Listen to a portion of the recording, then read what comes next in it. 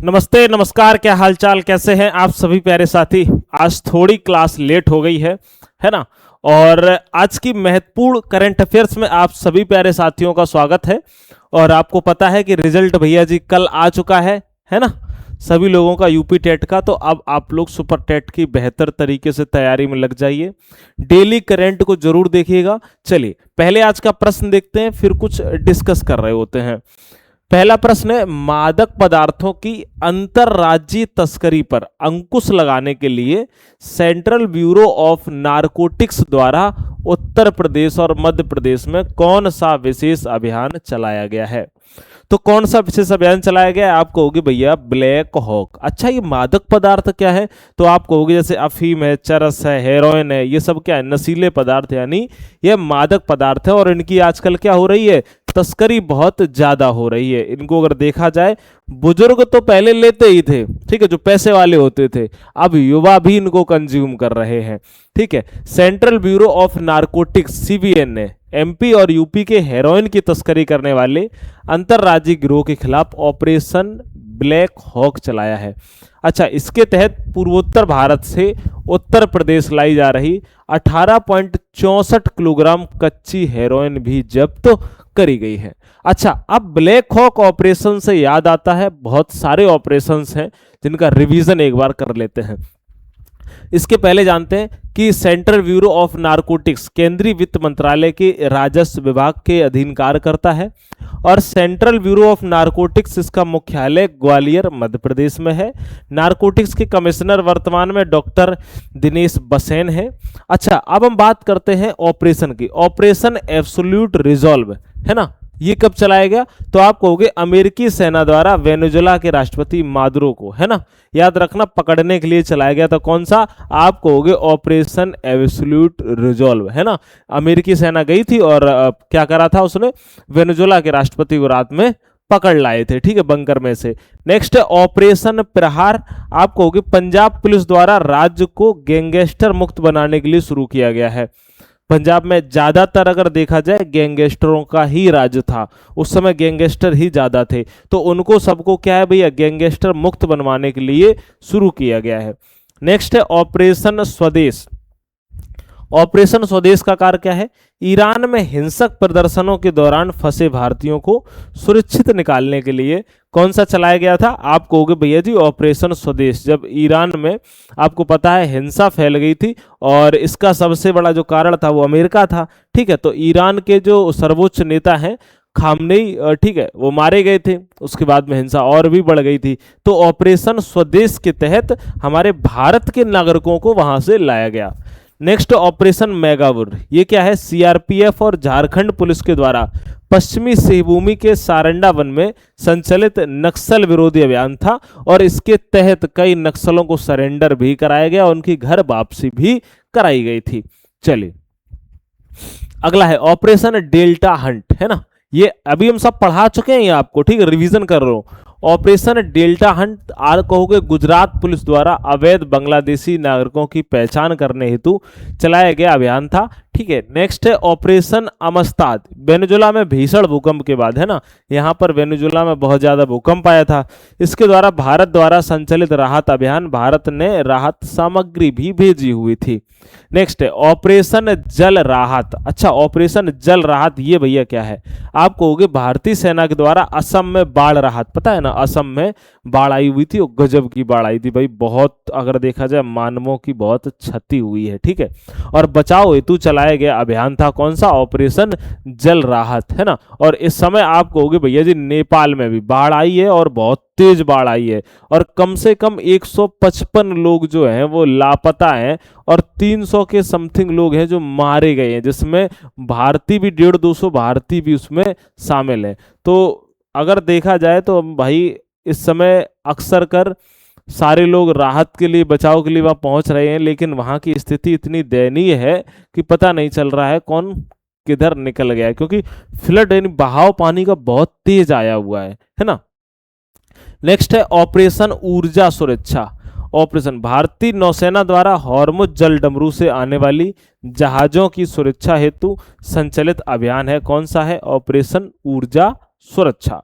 Next है operation him सेतु। ये भारतीय सेना द्वारा उत्तरी सिक्किम में बर्फबारी, जो उत्तरी सिक्किम में बर्फबारी हो रही थी और भूस्खलन के बाद चलाया गया बचाव अभियान है। कौन सा है? आप कहेंगे ऑपरेशन हिम सेतु। ठीक है। अच्छा, अब आप कहोगे भैया जी यहाँ 1 मिनट आप सुनेंगे, है ना, यूपी टेट का रिजल्ट भी आ गया है, तो मैंने कहा चलो आपको इसकी इन्फॉर्मेशन दे देते हैं। अब जो हमने आपको पढ़ाया है और जो हम आपको डेली पढ़ा रहे हैं वो आपको इस 99 वाले प्यारे साथियों बैच में हम देने वाले हैं। और यहाँ पर आपको मिलेगा क्या क्या? देखो, मात्र 99 रुपए में मैं आपको करंट अफेयर्स की ई बुक प्रदान करता हूँ। वहाँ पर आपको ई बुक मिल जाएगी। जीके के जो इंपॉर्टेंट क्वेश्चन हैं उनकी भी ई बुक आपको वहाँ पर हम अपलोड कर देंगे, यानी हमने पूरी कन्फर्म रेडी कर ली है, उसे हम अपलोड करने वाले हैं इसी फीस में। ठीक है। नेक्स्ट है मंथली करंट अफेयर्स आपको वहाँ पर मिलती है, वीकली करंट अफेयर्स आपको वहां पर मिलती है, डेली करंट अफेयर्स है आपको वहां पर मिलती है, और टॉपिक वाइज करंट अफेयर्स है वो भी आपको वहां पर मिलती है मात्र 99 रुपीज में। ठीक है। जीके के फैक्ट जो है जो हम कराते हैं वो भी मिलेंगे, स्टैटिक जीके के कुछ फैक्ट हैं वो भी आपको हम प्रोवाइड कराएंगे। और याद रखना, लास्ट टाइम में एग्जाम के टाइम पर याद रख लेना, पूरी बात सुन लेना, लास्ट टाइम में हम आपको कुछ वीडियो 10 से 20 क्लासें एकदम करंट अफेयर्स की भी बेहतर कराने वाले हैं, और ये मात्र मेरे भाई 99 रुपीज में। ठीक है, याद रखना। इसके लिए आपको वनडे एग्जाम स्टडी ऐप को डाउनलोड करना पड़ेगा। और अक्सर कर जितने भी स्टूडेंट हमारे डेली क्लास देखते हैं वो सारे लोग परचेज कर चुके हैं। ठीक है, यानी मतलब इसमें एडमिशन ले चुके हैं। जो नए विद्यार्थी हैं उनको हम ये इसलिए बता रहे हैं कि आप सोचिए 99 में और आपको क्या ही चाहिए, आपको सब कुछ मिलेगा, आपको बस पढ़ना चाहिए, है ना। हम बिल्कुल भी किसी भी विद्यार्थी का फायदा वो नहीं उठाना चाहते कि नई वैकेंसी आने वाली है तो कोई कितना भी कुछ भी बेच दो, ऐसा कभी कुछ नहीं है। जो रियलिटी और हकीकत बात है, आपके इस बैच की वजह से ही यह क्लास कंटिन्यू हो पाती है। ठीक है, क्योंकि सारी चीजें इसी से मैनेज कर लेते हैं जो टाइपिंग की होती हैं। चलिए, तो यहां पर आप इनरोल जरूर करें और आप एक बार देख लें, जब आप करंट की क्लास हमारी जैसे हम पढ़ा रहे हैं ये देख लें, अगर आपको बेहतर लग रही है तो ही एनरोल करें, क्योंकि रुपया भी मतलब अपने आप में बड़ी चीज है, जबरदस्ती में आप ना करें। ठीक है। चलिए, अगला है भारत का पहला विस्तृत मृदा बनावट मानचित्र यानी सॉइल टेक्सचर मैप तैयार करने वाले संस्थान राष्ट्रीय मृदा सर्वेक्षण एवं भूमि उपयोग योजना ब्यूरो का मुख्यालय कहाँ स्थित है? तो याद रखिएगा भैया, जिसका मुख्यालय है नागपुर में। ठीक है, याद रखना, संतरों के लिए सबसे ज्यादा प्रसिद्ध है। अब आज सभी प्रश्नों की व्याख्या नहीं है, जो महत्वपूर्ण है उनकी व्याख्या है, जिनकी व्याख्या की जरूरत नहीं है उनकी हमने व्याख्या नहीं दी है। ठीक है। वर्ष 2026 में 23 से 25 अगस्त के मध्य 18वें ब्रिक्स अकादमिक फोरम का आयोजन किस भारतीय शहर में किया गया है? तो आप कहेंगे इसका आयोजन भैया जी लखनऊ में किया गया है। अच्छा, लखनऊ से याद करो, सौर वाटिका का उद्घाटन कहां पर हुआ है? आप कहोगे भैया लखनऊ में हुआ है। हम प्रयास करते हैं जहां इंपॉर्टेंट हो वहीं सिर्फ ज्यादा, आप लोग नहीं कह रहे हो कि भैया क्लास बड़ी हो जाती है, ऐसा कुछ भी नहीं है। हम प्रयास करते हैं जहां पे ज्यादा इंपॉर्टेंट हो तो व्याख्या ज्यादा दें, कम इंपॉर्टेंट है तो व्याख्या कम दें। ठीक है। चलिए, नेक्स्ट है गर्भवती महिलाओं एवं प्रसवोत्तर शिशु मातृ देखभाल सहायता को सशक्त करने के उद्देश्य से 6 महीने की अवधि वाला गर्भिणी मित्र पाठ्यक्रम किस संस्थान द्वारा शुरू किया गया है? तो इसकी शुरुआत करी गई है भैया जी अखिल भारतीय आयुर्वेद संस्थान के द्वारा। और अगर हम बात करते हैं तो याद रखना भैया, इसके तहत क्या दी जाएगी? प्रशिक्षण दिया जाएगा, और जो गर्भवती महिलाएं हैं उनको ट्रेनिंग देने के लिए जो प्रशिक्षित ट्रेनी होंगे उनको बताया जाएगा कि प्रसव के पहले क्या खाना है और प्रसव के बाद क्या खाना है, अपने शरीर का ख्याल कैसे रखना है। क्योंकि आपको तो पता ही है ना, सास तो एक ही बात बोलती हैं कि तुम्हारे ही अकेले बच्चा है, हमारे भी तो हुए हैं। ठीक है, तो मतलब ऐसा ना हो और उनके शरीर का बेहतर तरीके से ध्यान रखा जाए। ठीक है। आइए, अगला है उस मानव रूपी रोबोट प्रतियोगिता यानी वर्ल्ड ह्यूमैनिटाइड रोबोट गेम्स 2026, इसका आयोजन कहाँ किया गया है? जिसमें एक रोबोट ने उसेन बोल्ट के 100 मीटर दौड़ के मानव रिकॉर्ड को पीछे छोड़ दिया है। 100 मीटर की दौड़ का मानव रिकॉर्ड पीछे छोड़ दिया। किसने? वो भी एक, आप कहोगे भैया रोबोट ने। ठीक है, किसने? आप रोबोट ने। लेकिन भाई अगर मनुष्य से मनुष्य की कंपेयर कराएंगे तो समझ में आता है। अब आप कहो कि भाई ऐसे वंदे भारत जो ट्रेन है उसने रिकॉर्ड तोड़ दिया, ठीक है, ऐसा बिल्कुल भी नहीं। लेकिन हालांकि रोबोट ने तोड़ दिया है। कहां पर? तो आप कहोगे हरकतें कौन कर सकता है? ये चीन करेगा, तो बीजिंग चीन में। ठीक है। चलिए, बीजिंग चीन में आयोजित वर्ल्ड ह्यूमैनाइट रोबोट गेम्स के दूसरे संस्करण में तियागोंग अल्ट्रा नामक रोबोट ने 100 मीटर की दौड़ 9.39 सेकंड में पूरी की। इस प्रकार उसने उसेन बोल्ट द्वारा स्थापित 9.58 सेकंड से 100 मीटर दौड़ रिकॉर्ड को पीछे छोड़ दिया है। आइए अगला है, 21वीं सदी में भारतीय पुरुष टेस्ट क्रिकेट टीम के पर्दापण करने वाले सबसे उम्रदराज खिलाड़ी कौन बने हुए हैं? आप कहोगे भैया जी ये बने हुए हैं सारांश जैन साहब। ठीक है, कौन? सारांश जैन साहब।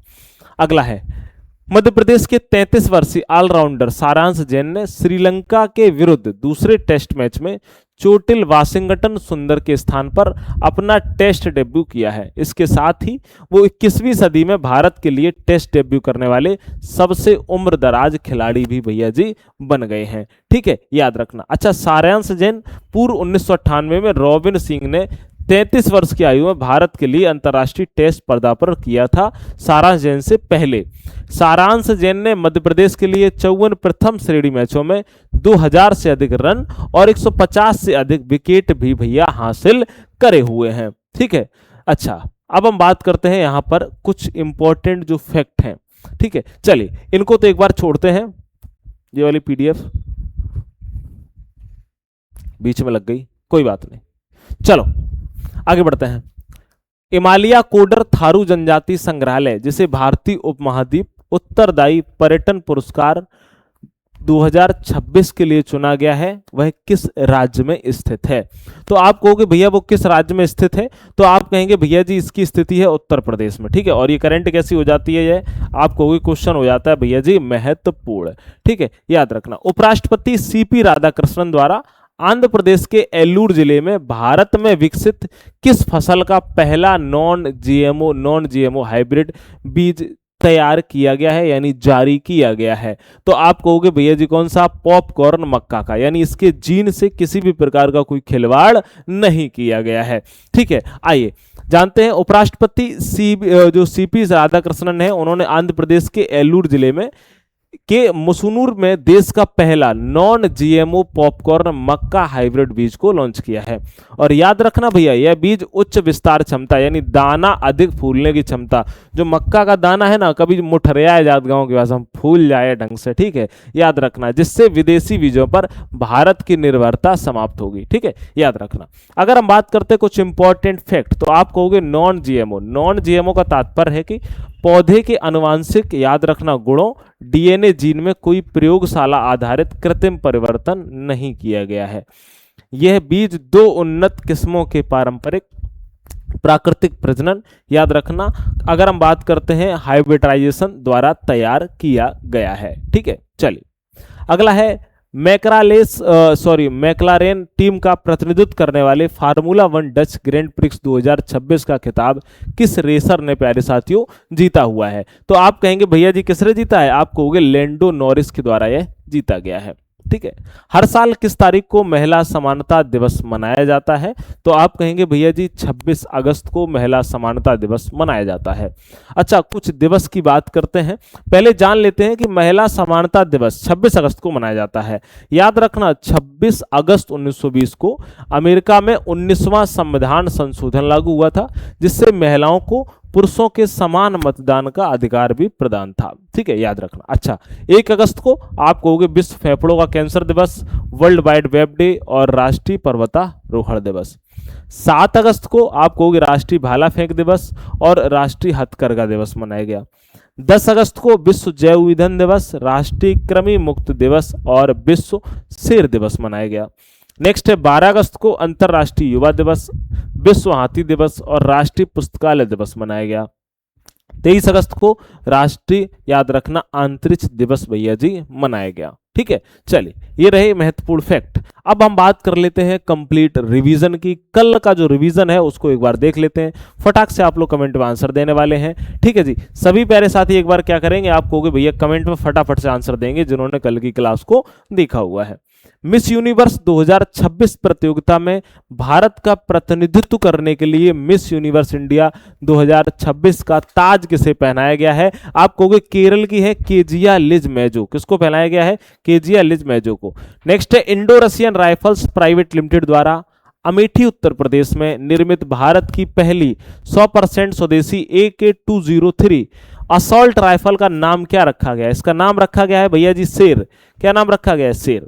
अगला है, हाल ही में 18 अगस्त को इंटरनेशनल स्पेस स्टेशन के बाहर 6.5 घंटे का स्पेस वॉक करने वाली सोफी एडनोट का संबंध किस देश से है? इनका संबंध भैया फ्रांस से है और फ्रांस की पहली महिला ये बन गई हैं स्पेस में वॉक करने वाली।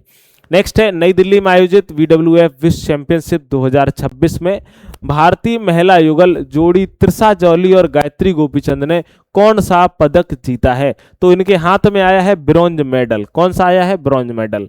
नेक्स्ट है, स्विट्जरलैंड में आयोजित प्रतिष्ठित लॉजेन डायमंड लीग 2026 में भाला फेंक यानी जेवलिन थ्रो स्पर्धा में नीरज चोपड़ा ने कौन सा स्थान प्राप्त किया है? इन्होंने 2nd स्थान प्राप्त किया है और सिल्वर मेडल इनको मिला हुआ है। अच्छा, इस प्रश्न का याद रखिएगा और इसके बाद ये दूसरा प्रश्न और ये तीसरा प्रश्न, इसके आंसर आप लोग कमेंट में दे रहे होंगे। ठीक है, होमवर्क में हमने आपको 3 प्रश्न दे दिए हैं। नेक्स्ट है, दूसरे वर्ल्ड ह्यूमनाइट रोबोट गेम्स का आयोजन हाल ही में कहां पर किया गया है? तो आप कहेंगे बीजिंग में। ठीक है, याद रखना। नेक्स्ट है, किस फुटबॉल क्लब ने मोहन बागान को पराजित कर डूरंड कप 2026 का खिताब अपने नाम किया है? तो आप याद रखना भैया, ईस्ट बंगाल फुटबॉल क्लब ने। ठीक है, अगला है, हाल ही में 9वें राष्ट्रीय सुरक्षा रणनीति सम्मेलन का आयोजन किस स्थान पर संपन्न हुआ है? तो आप कहेंगे भैया जी कहां पर हुआ है? आप कहोगे नई दिल्ली में। और हमारा नेक्स्ट क्वेश्चन है, खरपतवार प्रबंधन और वायुचर परियोजना के कारण चर्चा में रहा कलिंगा द्वार फॉरेस्ट रिजर्व किस पूर्वोत्तर राज्य में स्थित है? तो आप कहेंगे भैया जी ये असम में स्थित है। ठीक है, तो ये आज की महत्वपूर्ण करंट अफेयर्स रही और मैं आपको दोबारा से इंफॉर्मेशन दे देता हूं। ठीक है, याद रखिएगा भैया कि आप लोगों को आराम से 99 वाले बैच में ये सारी चीजें मिलने वाली हैं। करंट अफेयर्स की ई book monthly, weekly, daily topic wise current भी मिलेगी, जीके फैक्ट और जीके की इंपॉर्टेंट क्वेश्चन की भी ई बुक आपको देने वाले हैं, स्टैटिक जीके फैक्ट, और लास्ट टाइम में आपको मैं वीडियो भी इसमें लाइव वीडियो वो भी देने वाला हूं। ठीक है, तो मात्र 99 रुपीज में, तो आप लोग इससे जरूर जुड़ जाइए। अमूमन सभी लोग जुड़ चुके हैं क्योंकि एक पॉकेट बैच है, याद रखिएगा। लेकिन जो नए स्टूडेंट हैं उनके लिए जानकारी हम प्रतिदिन आपको बता देते हैं। ठीक है, आज के लिए इतना ही। मुलाकात हम आपसे अगली क्लास में करेंगे। एक बार सेशन को लाइक जरूर कर देना। ठीक है, नमस्कार। बंद।